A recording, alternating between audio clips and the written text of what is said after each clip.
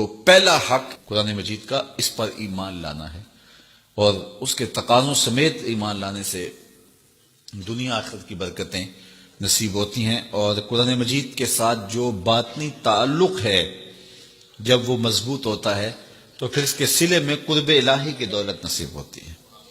جب اس کے ساتھ تیقن پیدا ہو جاتا ہے، یہ تیقن ہی من میں روشنیاں پیدا کر دیتا ہے۔ دوسرا حق اس کتاب کا یہ ہے کہ اس کو صحت لفظی کے ساتھ تلاوت کیا جائے۔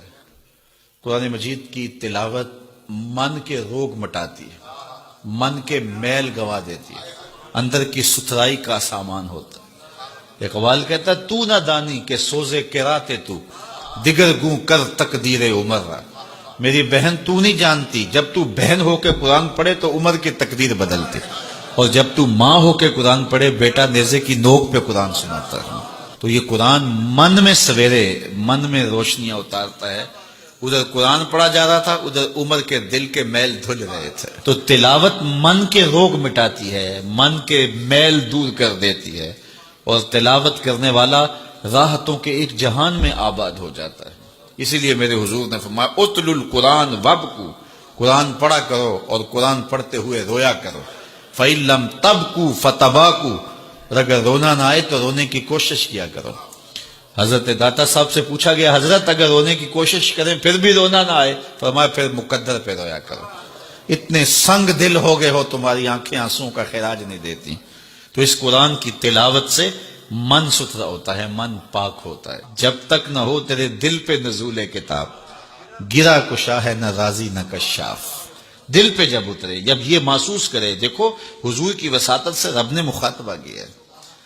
جب رب کہتا ہے یا ایھا الذین آمنوا، تو مخاطب کون ہوتے ہیں؟ ذرا غور تو کیجیے۔ میں ایک دن اعتکاف میں تھا، بڑی پرانی بات ہے، تو قرآن مجید کی تلاوت کر رہا تھا، تو لفظ آئے کہ نبّئ عبادی انی انا الغفور الرحیم۔ اس کا معنی یہ ہے کہ میرے بندوں کو خبر دے دو کہ میں غفور بھی ہوں رحیم بھی ہوں۔ اللہ، یہ بات تو حضور کی وساطت سے ہمیں کہی گئی نا۔ تو یقین جانے ایسا نشہ طاری ہوا، میں وہ لمحے نہیں بھول سکتا۔ تو میں بڑا ضبط کرنے کی کوشش کی لیکن مجھے ضبط نہیں ہو رہا تھا، اور پھر مجبور ہو کے میں اٹھا اور ایک ایک حجرہ اعتکاف میں گیا، اور سب کو جا کے میں نے کہا یہ رب کا کلام سنو۔ رب کہتا میرے بندوں کو بتاؤ، خبر دو، میں غفور بھی ہوں رحیم بھی ہوں۔ تو یہ قرآن کی تلاوت کے مزے ہوتے ہیں۔ تیسرا حق قرآن مجید کا ہمارے ذمے، اس کو مفاہیم و مطالب کے ساتھ سمجھنے کی کوشش کرنا کہ یہ قرآن ہمیں کیا کہہ رہا ہے۔ وہ کبھی تلاوت ہو رہی ہوتی ہے اور پڑھنے والا پڑھ رہا ہے کونوا قردۃ خاسئین، لوگ کہتے ہیں سبحان اللہ، جبکہ وہ کیا کہہ رہا ہے، چونکہ سمجھ نہیں ہے کہ کہا کیا جا رہا ہے۔ تو اس کو سمجھیں کہ یہ کتاب ہمیں کیا کہہ رہی ہے، اور اس کا میسج ہمارے نام کیا ہے۔ حضور کی وساطت سے ہمارے نام یہ رب کا پیغام ہے۔ آپ کے نام کوئی کسی امبیسی سے خط آئے اور وہ آپ کی زبان میں نہ ہو، اور آپ اس زبان کو جانتے نہ ہوں، تو کیا اس کو چوم کے رکھ دیں گے، یا اتنی دیر تک مطمئن نہیں ہوں گے جب تک اس کے مندرجات معلوم نہیں کر لیں گے؟ آپ کہیں گے کوئی خیر کی خبر ہے، کوئی دکھ کی خبر ہے، کیا بات ہے، میں اس کو دیکھنا چاہتا ہوں کہ مجھے انہوں نے لکھا ہے تو کیا لکھا ہے، میرے نام پیغام کیا ہے۔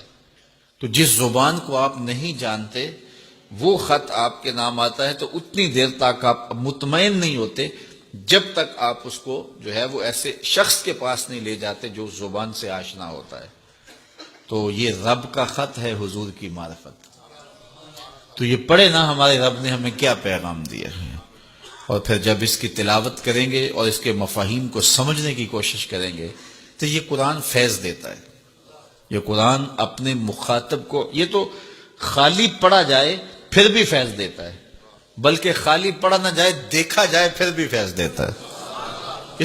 اس کو دیکھ بھی لیا جائے، اس کے سننے سے فیض ملتا ہے، اس کے پڑھنے سے فیض ملتا ہے، اس کے دیکھنے سے فیض ملتا ہے، اس کے سمجھنے سے فیض ملتا ہے، اس کا درس دینے سے فیض ملتا ہے، اس کا درس لینے سے فیض ملتا ہے۔ یہ تو سراپا فیض ہے، یہ تو روشنیوں کا منبع و مصدر ہے۔ اس کتاب سے جڑنے والا دارین کی سعادتیں پاتا ہے۔